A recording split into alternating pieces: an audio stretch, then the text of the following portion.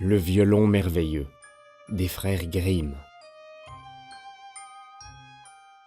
Il était une fois un ménétrier qui avait un violon merveilleux. Ce ménétrier se rendit un jour tout seul dans une forêt, laissant errer ses pensées çà et là. Et quand il ne sut plus à quoi songer, il se dit « Le temps commence à me sembler long dans cette forêt. Je veux faire en sorte qu'il m'arrive un bon compagnon. » En conséquence, il prit son violon qu'il portait sur le dos et se mit à jouer un air qui réveilla 1000 échos dans le feuillage. Il n'y avait pas longtemps qu'il jouait, lorsqu'un loup vint en tapinois derrière les arbres. « Ciel, voilà un loup! Ce n'est point là le compagnon que je désire. » Cependant le loup s'approcha et lui dit « Hé, cher ménétrier, que tu joues bien! Ne pourrais-je pas aussi apprendre ton art ?»« La chose est facile.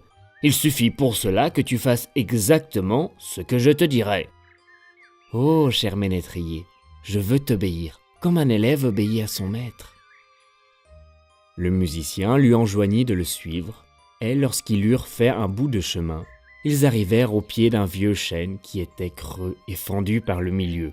« Tu vois cet arbre ? Si tu veux apprendre à jouer du violon, il faut que tu places tes 2 pattes de devant dans cette fente. » Le loup obéit, mais le musicien ramassa aussitôt une pierre et en frappant avec tant de force les 2 pattes du loup qu'elles s'enfoncèrent dans la fente et que le pauvre animal dut rester prisonnier. « Hé ! Attends-moi jusqu'à ce que je revienne. » Et il continua sa route. Il avait à peine marché pendant quelques minutes qu'il se prit à penser de nouveau. « Le temps me semble long dans cette forêt. Je vais tâcher de m'attirer un autre compagnon. » En conséquence, il prit son violon et joua un nouvel air. Il n'y avait pas longtemps qu'il jouait, lorsqu'un renard arriva en tapinois à travers les arbres. « Ah, voilà un renard!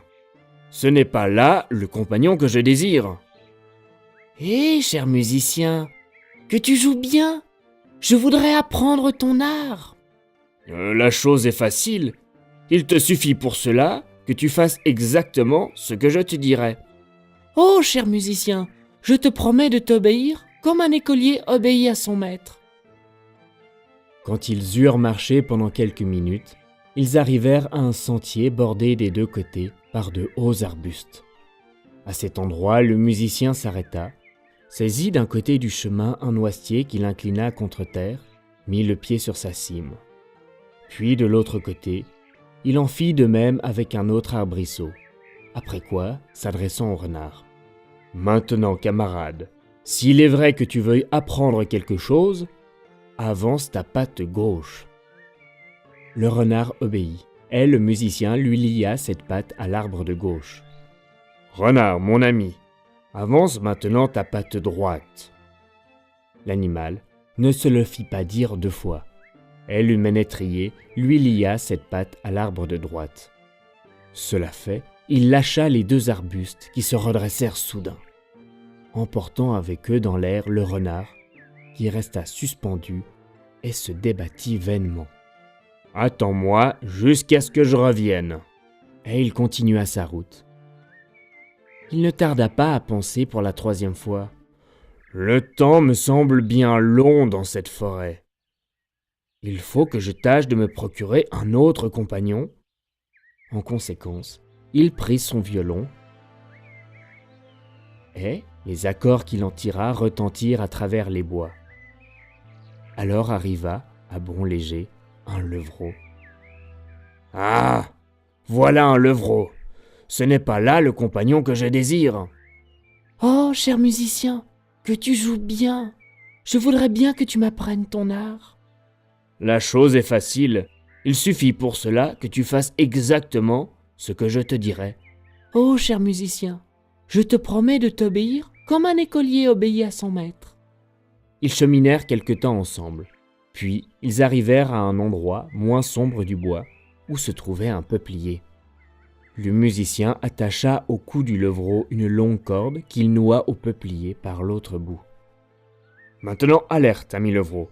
Fais-moi 20 fois en sautant le tour de l'arbre. » Le levreau obéit, et quand il eut fait 20 fois le tour commandé, la corde était enroulée 20 fois autour de l'arbre, si bien que le levreau se trouva captif, et il eut beau tirer de toutes ses forces.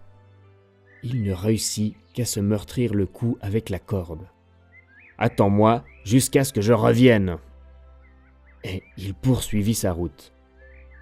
Cependant, à force de tirer, de s'agiter, de mordre la pierre et de travailler en tous sens, le loup avait fini par rendre la liberté à ses pattes en les retirant de la fente. Plein de colère et de rage, il se mit à la poursuite du musicien, qu'il se promettait de mettre en pièces. Lorsque le renard l'aperçut qui arrivait au galop, il se prit à gémir et à crier de toutes ses forces. « Frère loup, viens à mon secours, le musicien m'a trompé. » Le loup inclina les 2 arbustes, rompit les cordes d'un coup de dent et rendit la liberté au renard qui le suivit, impatient aussi de se venger du musicien. Ils rencontrèrent bientôt le pauvre levreau, qu'ils délivrèrent également, et tous les 3 se mirent à la poursuite de l'ennemi commun. Or, en continuant son chemin, le ménétrier avait une 4e fois joué de son violon merveilleux.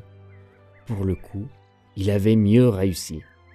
Les accords de son instrument étaient arrivés jusqu'aux oreilles d'un pauvre bûcheron, qui, séduit par cette douce musique, abandonna sa besogne et, la hache sous le bras, s'empressa de courir vers l'endroit d'où partaient les sons. « Voilà enfin le compagnon qu'il me faut, car je cherchais un homme et non des bêtes sauvages. » Puis, il se mit à jouer d'une façon si harmonieuse et si magique que le pauvre homme resta là, immobile comme sous l'empire d'un charme, et que son cœur déborda de joie. C'est en ce moment qu'arriva le loup, le renard et le levreau. Le bûcheron n'eut pas de peine à remarquer que ses camarades n'avaient pas les meilleures intentions. En conséquence, il saisit sa hache brillante et se plaça devant le musicien, d'un air qui voulait dire « Celui qui en veut au ménétrier fera bien de se tenir sur ses gardes, car il aura affaire à moi. » Aussi la peur s'empara des animaux conjurés, qui retournèrent en courant dans la forêt. Le musicien témoigna sa reconnaissance au bûcheron en lui jouant encore un air mélodieux. Puis il s'éloigna.